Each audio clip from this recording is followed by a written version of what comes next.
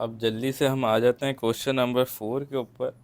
Question number 4 आपके पास जो है, ये सवाल तमाम जो हैं वो आपको क्लासेस के अंदर बहुत अच्छे से और बहुत एक्सप्लेन करके समझा दिए गए हैं। जस्ट सॉल्व भेजने का मकसद ये है कि जिस बच्चे ने सॉल्व कर लिया है, पहली बात तो ये कर लेना चाहिए था अभी तक, और जिसने नहीं किया है, वो कर ले।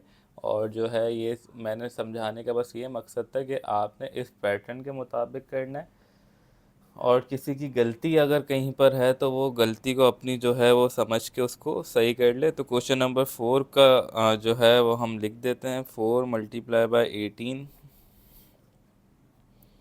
15 डिवाइडेड बाय 5 मल्टीप्लाई बाय 6।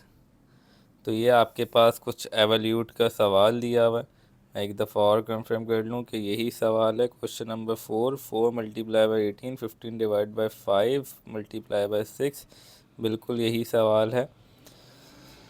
आपने क्या करना है, आपने 4 को 18 से मल्टीप्लाई दे देना है। 4 को जब 18 से आप मल्टीप्लाई देंगे तो 18 फोर द आपके पास बन के आएगा 72।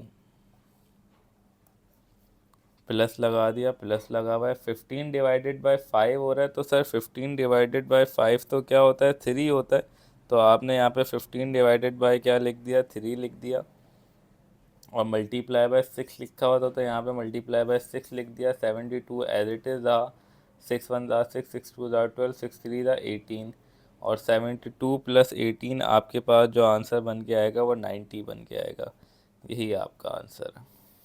होपफुली क्वेश्चन नंबर 4 का पार्ट ए क्लियर हो गया होगा। क्वेश्चन नंबर 7 का पार्ट बी करवाते हैं। क्वेश्चन नंबर 4 के पार्ट बी के अंदर कंपेयर करना है। आपने बड़ा आसान सा सवाल है, कंपेयरिंग वाला।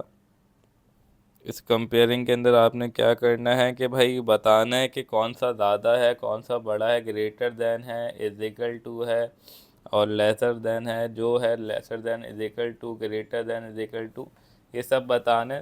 तो ये वाला सवाल मैं एग्जांपल के तौर पे अगर मैं बोलूँ भाई 8 है और 9 है, तो आप बोलोगे सर 8 लाजमी सी बात है जो है आ, छोटा है, और 9 जो है वो लाजमी सी बात है बड़ा है। तो मेरी जो डायरेक्शन है वो किसकी तरफ हो जाएगी, 9 की तरफ हो जाएगी। और सेम मेरे पास अगर 100 लिखा हुआ और यहाँ पे क्या लिखा हुआ है, 1000 लिखा हुआ है, तो मेरी डायरेक्शन 1000 की तरफ होगी। जिस तरफ ज़्यादा वैल्यू होती है उसी तरफ कहाँ चले जाता है, डायरेक्शन चली जाती है।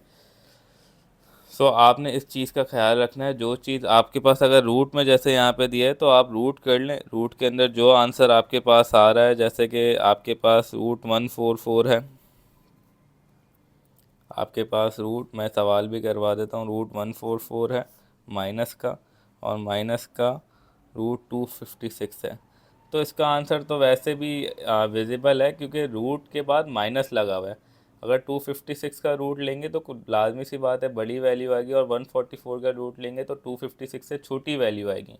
तो माइनस में जितना छोटा होता है उतना बड़ा होता है, और जितना बड़ी वैल्यू आती है उतनी छोटी होती है। मतलब अगर मैं -100 कहूँ और -10 कहूँ, तो सर -10 जो है वो बड़ी वैल्यू है, इज़ ग्रेटर, और -100 जो है वो इज़ लेसर। दिखने में तो -100 बड़ा लग रहा है, लेकिन ये माइनस के अंदर होने की वजह से क्या होता है, कम होता है। और ये -10 छोटा लग रहा है, लेकिन ये माइनस में अगर 100 से छोटा है तो ये क्या होगा, ग्रेटर देन होगा। तो आंसर तो आपको यहीं पे पता करना है, लेकिन चलें इसको सॉल्व भी कर लेंगे। अगर रूट लेंगे तो एक जगह आ रहा होगा -12 और एक जगह आ रहा होगा -16। लाजमी सी बात है सर, माइनस आपने कहा माइनस में जितनी छोटी वैल्यू होती है उतनी बड़ी होती है। तो मैं डायरेक्शन किस तरफ बना दूंगा, इस तरफ बना दूंगा। ये क्वेश्चन नंबर 2 का पार्ट, क्वेश्चन नंबर 4 का पार्ट बी है।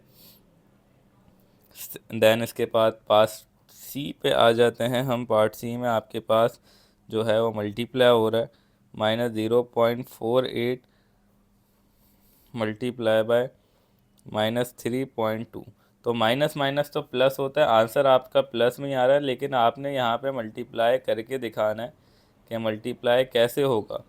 जैसा आपने 2 8 ज़ा 16 कर दिया, 2 4 ज़ा 8, ऊपर जो है 1 है तो क्या हो जाएगा, 9 हो जाएगा, और 2 0 ज़ा 0 हो जाएगा। दैन मल्टीप्लाई बाय 8 1 ज़ा 8, 8 2 ज़ा 12, 8 2 ज़ा 16, 8 3 ज़ा 24। तो 4 नीचे रहा, 2 ऊपर चले गया।